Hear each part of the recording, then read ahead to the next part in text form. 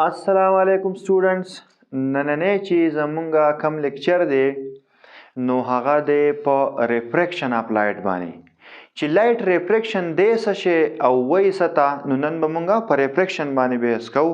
مونږ مخکې ریفلیکشن اف لایټ آلریډي ویلی دی.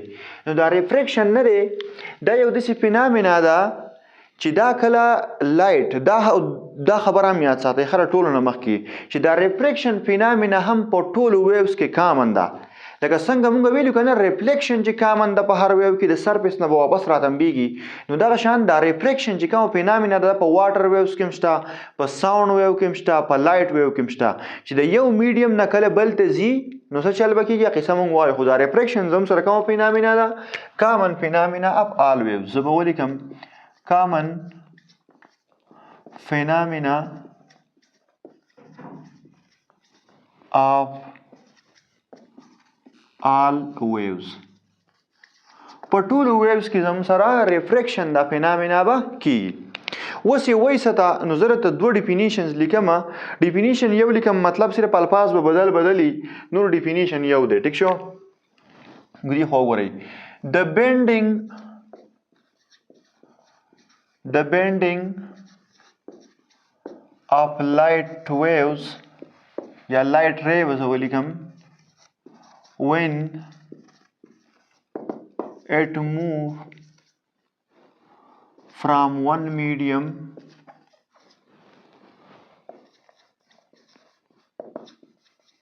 to another. چې کله لایټ د یو میډیم نه بل ته لاړ شي او د دې لایټ دارای څه شي بینډ د خپلې لارې نه کوږ شي، دې فینامینا ته دې عمل ته به څه وایو؟ ریفریکشن اف لایټ به ورته وایو. څه به ورته وایو؟ ریفریکشن اف لایټ. نو اوس الفاظ بدل دي صرف مطلب یو دی. دویم نمبر ډیفینیشن زه داسې لیکم چې د چینج ان ډایرکشن of light when it moves from one medium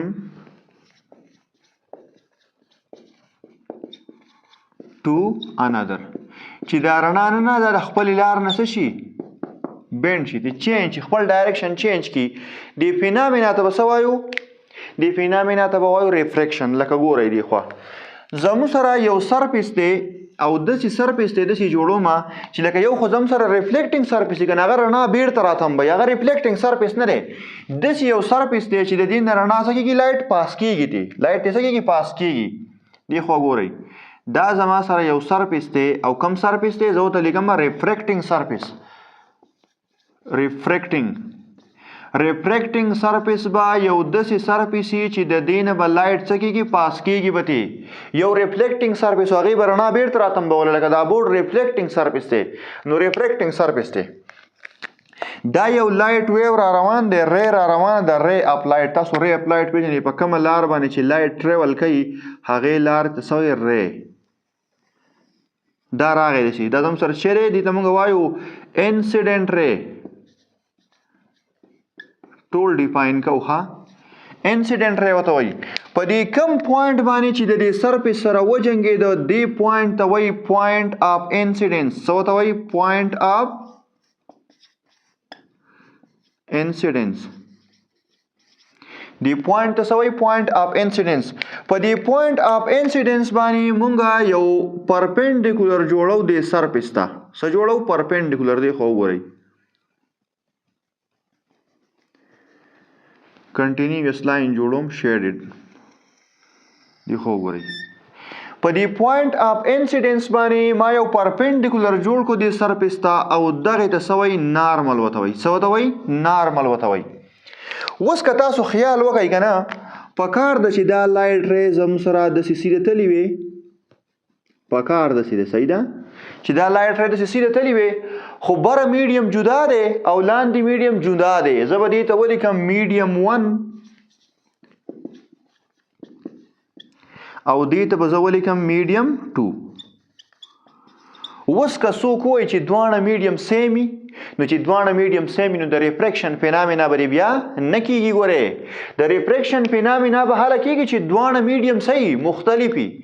په څه شي مختلف وي هغه اوس موږ وایو زم سره دوه قسم میډیم دي یو ته به وایي اپټیکلی ډینسر میډیم او بل ته به وایي اپټیکلی ریرر میډیم نو کم یو به اپټیکلی ډینسر کم یو به اپټیکلی ریرر هغه زموږ نیکسټ ټاپک دی موږ صرف داسې وایو چې دا میډیم به جدا او دا میډیم به صحیح جدا وي چې د یو میډیم نه دا لایټ ویو روان دی او د بل میډیم ته ننوځي نو په دې سرفیس باندې به په دې سرفیس په دې میډیم کې دننه بیا نه په دې سرفیس باندې به دا لایټ ویو څه کېږي د خپل لار نه وبینډ کېږي لکه دا کم چې ما دا ډاټډ لاین جوړ کړی دی په کار د دې خپل لار دا وه چې په دې تللی وی خو دا به په دې لاره نه ځي نو په کومه لار باندې به ځي دوه قسمه لارو باندې به ځي دې خو وګورئ یا به د دې خپلې لار نه داسې لرې ځي یا خبره ما وکړه کله به لرې ځي کنډیشن به وایو او یا به د دې خپلې لار نه دې طرف ته داسې راځي خو په دې خپله لار باندې به نه ځي دې خو وګورئ خپله لار به پرېږدي یا به د دې خپلې لارې نه اخوا کېږي یا به د دې خپلې لارې نه دې خوا کېږي اوس ریفرنس پوینټ اخلم نارمل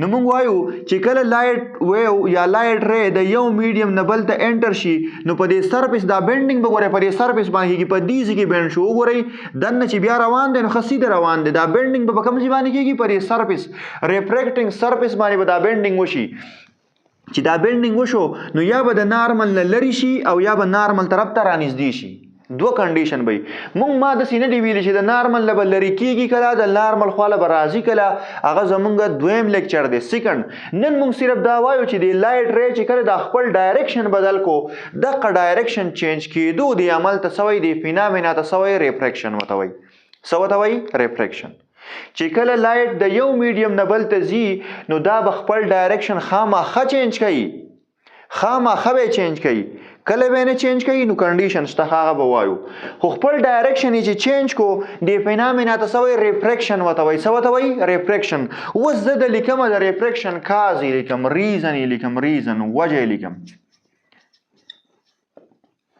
مونږ وایو دا لایټ ری چې کله د یو میډیم نه بل ته ځي دی د خپل ډایرکشن بدل کو نو دی د خپل ډایرکشن ځکه بدل کو چې د یو میډیم نه بل ته لایټ ځي نو په دې دواړو میډیم کې به د دې لایټ سپیډ خامخا صحیح چینج وي سپیډ به صحیح چینج چې کله د یو میډیم نه بل ته ځي نو د دې سپیډ به چینج کېږي د دقه سپیډ د چینج کېدو د وجې نه به دا خپل ډایرکشن بدلوي او چې دا خپل ډایرکشن بدل کړي نو دې فینامینا ته موږ څه وایو ریفریکشن اف لایټ ورته وایو څه ورته وایو ریفریکشن اف لایټ ورته وایو تاسو دا ولیکئ زه ګورم چې تاسو له په دې ځای کې دا ډیفینیشن ولیکم که نه تاسو دا ولیکئ زه دا ریزن دلته لیکم او ریزن موږ داسې ووایو چې کله لایټ د یو میډیم نه بل ته ځي ډایرکشن به ځکه چینج کېږي چې د دې سپیډ به خامخا چینج کېږي موږ وایو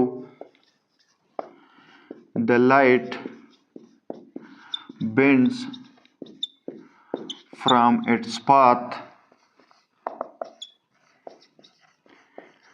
because the speed of light is different in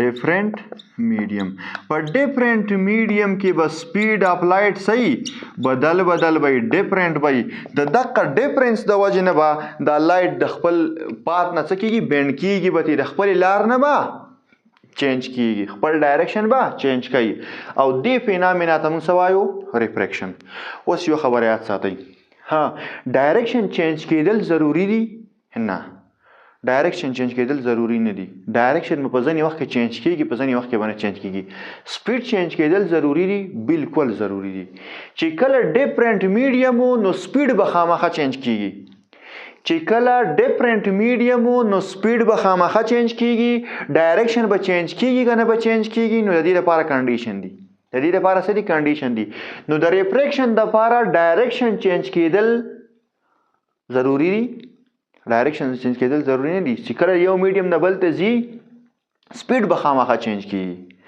direction ची change show refraction they का direction change न शो नमंग बहुत simple transmission दे हो रिफ्रैक्शन बहुत बयान वायु खा चिकला फॉर एग्जांपल द यो मीडियम न बलते लाइट एंटर शी स्पीड बखामा चेंज की कला ची द्वाना कला जम सर सही डिफरेंट मीडियम संग मीडियम डिफरेंट तो डायरेक्शन बस हम सर की चेंज की का डायरेक्शन चेंज शो टिक दा لکه زم سره داسې یو کنډیشن هم شته، زه به درته اوس ووایم چې لایټ به مطلب ډیفرنټ به وي، سپیډ به پکې ډیفرنټ وي، خو لایټ به په داسې طریقه باندې راشي چې هغه به خپل ډایرکشن چینج نه کړي. نو موږ به هغې ته بیا ریفریکشن نه وایو، موږ ریفریکشن ونه شو، هغې ته به سمپل ټرانسمیشن وایو. مطلب لایټ د یو میډیم نه بل ته لاړ، ټرانسمیشن فینامنا وشوه، خو ریفریکشن به ورته بیا نه وایو. I hope you are getting me چې زه څه ویل غواړم. زه داسې ویل غواړم چې دا ریفریکشن نه دی، دلته خو به ډایرکشن چینج کیږي، خو مطلب چې د یو میډیم نه بل ته ځې که نه، نو ضروري نه ده چې په هر وخت کې د ډایرکشن چینج شي. داسې کنډیشن زموږ سره شته چې ډایرکشن به چینج نه شي، خو سپیډ به خامخا چینج کیږي چې کله دواړه زموږ سره میډیم صحیح ډیفرنټ وي. څنګه ډیفرنټ وي؟ نو هغه به وایو اول دا شیزونه ډیفاین کومه چې دا انسیډنټ ری څه ته وایي. اوس به زموږ سره دا کومه لایټ ری چې بینډ شوه، د دې خپلې لار نه بینډ شو، نو که دا ده او که دا ده. اوس هغه کنډیشن به ګورم بیا ته هغه به زه ویم چې د نارمل طرف ته به کله بینډ کېږي او د نارمل نه به اوی کله بینډ کېږي، هغه کنډیشن به وایو. انسیډنټ ری دا کومه چې بینډ شوه، که دا وي که دا دې ته به ریفریکټډ ری وایو. دا نارمل دی، دا پوینټ آف انسیډنس دی، دې ته به اوس انګل آف انسیډنس، انګل آف ریفریکشن وایو. نو تاسو دا ولیکئ، زه درته سکرین شاټ واخلئ، زه دا صفحه کوم، دې خو وګورئ. دا صفحه کوو زه اوس د دې دا کم چې اهم شیزونه دي دا لیکم. ښه، دا موږ په ریفلیکشن کې هم ویلي وو، ټیک شو که نه، چې انسیډنټ ری څه ته وایي، ریفلیکټډ ری څه ته وایي. هلته موږ په انسیډنټ ری کې داسې ویلي وو، په انسیډنټ ری کې نه، سوري، په ریفلیکشن کې هلته موږ دا ټول چیزونه ویلي. ښه، انسیډنټ ری او هلته موږ ریفلیکټډ ری، هلته موږ ریفریکټډ ری وایو. نو اولنی موږ وایو، اولنی چې کوم پوینټ دی هغه زموږ سره دی انسیډنټ ری. انسیډنټ ری زه به شارټکټ ډیفینیشن لیکم، هینډس کې به لیکم. ها، زه لیکم د ری of light approaching the refracting surface.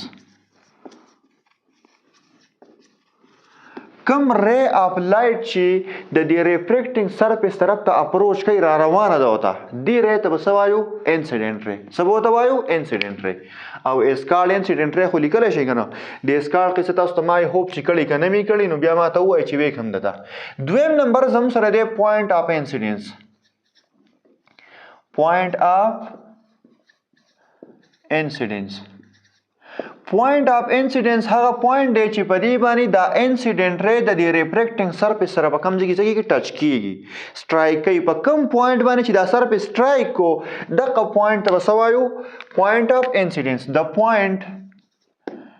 پوینټ ویر انسیډنټ ری strikes the surface. کم سرفیس؟ ریفریکټینګ سرفیس. ګورئ ښه، کم سرفیس؟ دا ریفریکټینګ سرفیس چې په کم ځای باندې سټرایک کو، دغه پوینټ ته څه وایي؟ پوینټ آف انسیډنس.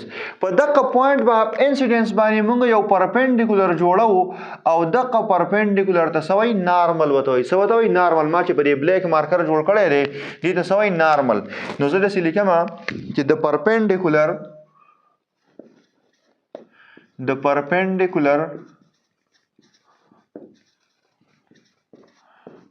to the surface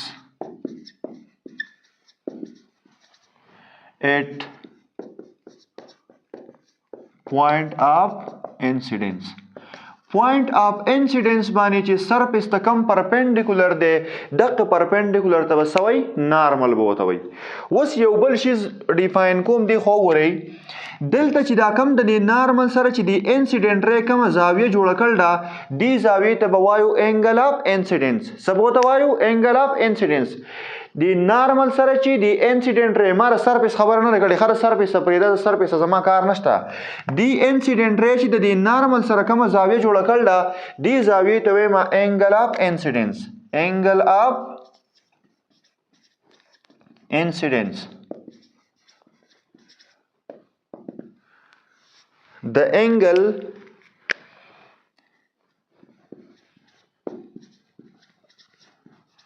made by incident ray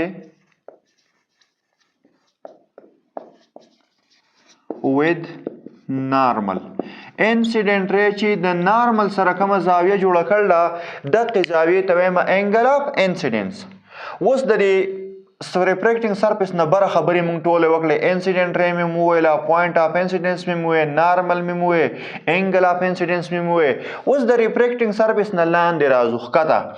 دا کومه ری چې بینډ شو د خپلې لار نه، ګورې تاسو ته بار بار دا خبر کوم، دا خبره فی الحال نه کوم چې د نارمل طرف ته بینډ شو که د نارمل نه لرې بینډ شوه. د دې کومه ری چې بینډ شوه د بینډډ ری چې د نارمل سره کومه زاویه جوړه کړه، که فار ایگزامپل دا ری داسې د نارمل طرف ته بینډ شوي نو انګل اف ریفریکشن به اوس دای. کوم ری چې ریفریکټ شو دې ته ریفریکټډ ری وایي. کوم ری چې د بل میډیم ته ننوته او خپل ډایرکشن یې چینج کو دې ری ته به څه وایي ریفریکټډ ری. د ریفریکټډ ری چې د نارمل سره کومه زاویه جوړه کړل دې ته به څه وایي انګل اف ریفریکشن. که دا ری نو انګل اف ریفریکشن به دای، که دا ری نو انګل اف ریفریکشن به بیا صحیح دا وایي. دې ری ته به څه وایم ریفریکټډ ری. څه به ورته وایم ریفریکټډ ری. اوس ما دواړه کنډیشن اغستې دي ځکه چې دا زموږ سره دوه قسمه قصې کیدای شي چې کم میډیم څنګه دی هغه به موږ په نیکسټ لیکچر کې وایو، بیخي به پرې پوه کوم ښه انشاءالله. ما صرف دلته نن دا خبره وکړه چې کله دا یو میډیم نه بل میډیم ته دوه مختلف میډیم دی لایټ ری یو نه بل ته لاړ نو دا به د خپلې لار نه خامخا څه کېږي بینډ کېږي. به دغه بینډ کېدو عمل ته ریفریکشن وایي او دا کم ری چې بینډ شو دی ری ته به څه وایي ریفریکټډ ری. یا به د نارمل طرف ته بینډ کېږي یا به د نارمل نه اوې بینډ کېږي. کله به د نارمل طرف ته بینډ کېږي او کله به اوې بینډ کېږي. یا کنډیشن سبا وایو مطلب په نیکسټ لیکچر کې. نن موږ صرف دا وایو چې د بینډینګ دی عمل ته ریفریکشن وایي. نو اوس د ریفریکټډ ری وایم. ریفریکټډ ری څه ته وایي ریفریکټډ ری. دا هغه ری اپلایډ دا کمی چې خپل ډایرکشن څه کو چینج کو. ٹھیک شو که نه. The ray of light which bends from its path when enters into a different medium. چې کله یو ډیفرنٹ میډیم ته کله ننوته او د دې خپلې لارې نه بینډ شوه دغه ری ته څه وایي ریفریکټډ ری.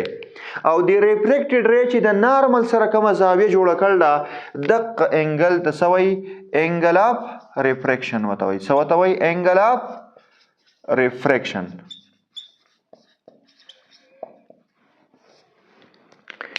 د انګل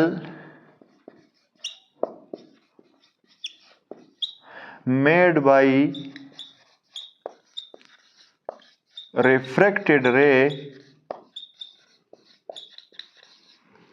with normal is called angle of refraction.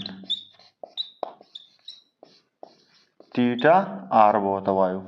I hope چې په دې کې به څه مسله نه وي.